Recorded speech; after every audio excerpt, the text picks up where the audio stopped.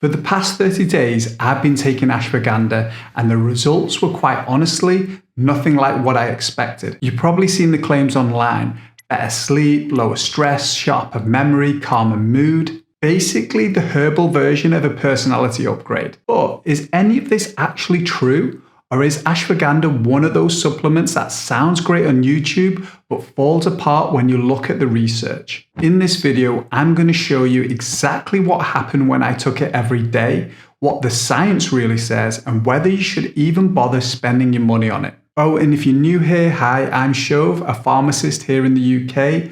On this channel, I break down the research on supplements and nootropics so you can make informed decisions. So before we get into my 30-day results, let's quickly talk about what ashwagandha actually is. While Roman armies were busy conquering Europe, Indian sages were up in the mountains meditating, using plant-based medicines like ashwagandha for anxiety, insomnia, and even low sperm count. It's the root of the plant that's traditionally used, and it's been researched for loads of things, but in this video, I'm going to focus on the things with the most evidence: stress and anxiety, sleep, and memory.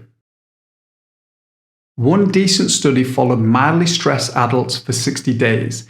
They took 240 milligrams of ashwagandha daily and reported lower stress, lower cortisol, lower blood pressure, and even lower pulse. Sounds great, but the study was small, short, and the participants were healthy and lifestyle factors weren't controlled. So promising, but no strong evidence. A 2021 review looked at over 1,000 papers, and only 5 were good enough to include. All small, all short, all in India. Some included people with diagnosed insomnia, which is helpful, but the longest study lasted just 12 weeks. No serious side effects were reported, so it seems safe. But again, not enough data to say it reliably improves sleep. A typical study, 20 healthy men for 14 days. So we can't really draw conclusions besides ashwagandha seems safe, but the cognitive research is very weak.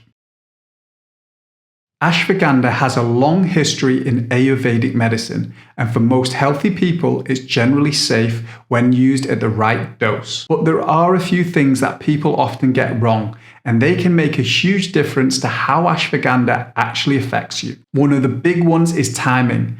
Ashwagandha lowers cortisol, which is usually helpful, except first thing in the morning, when your body relies on a natural cortisol rise to wake you up and get you going. As a rule of thumb, try to avoid taking ashwagandha in the first hour after waking.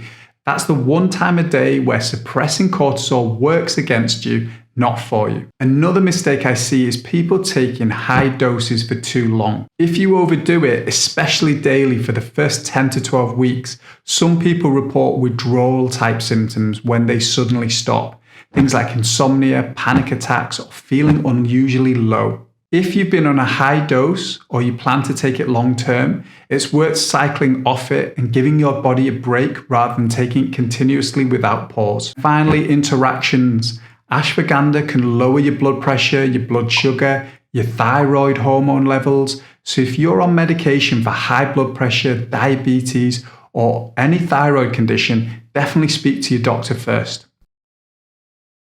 Scrolling through Amazon can feel like a jungle, and a lot of products enhanced with L-theanine, B6, turmeric, but usually those added ingredients aren't in high enough doses to actually matter. Instead, here's what to look for. Ashwagandha that contains K66. This means the product uses a traditional extraction method, only the roots, not the leaves, and contains the highest concentration of active withanolides. Most of the studies are based on the root, not the leaves. So avoid products that include leaf powder. They're usually cheaper and less effective. Most good products have between 5 and 10%, which is exactly what you need. I used this one by Wild Nutrition. 2 capsules a day, 500 milligrams each. I take regular prescription meds, so I took ashwagandha alongside them. For the first week, honestly, nothing. But around the middle of week 2, I noticed something interesting.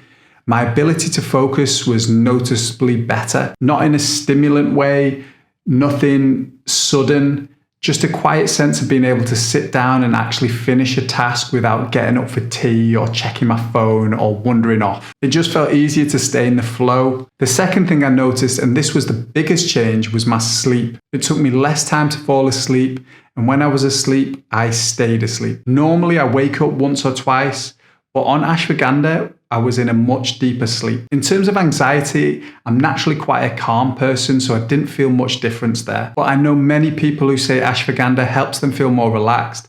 I just didn't experience any of that personally. So overall, the scientific data on ashwagandha is weak. The trials are small, short, and not always well designed. But then there's also thousands of years of traditional use and millions of people taking it today saying they feel genuinely better on it. For me, it helped me focus better. It helped with my sleep. That alone made it worth trying. I've also been pairing it with lion's mane because there's some interesting synergy between the two of them for brain health. If you want to see my review of lion's mane, it's right here. Okay? Thank you for watching.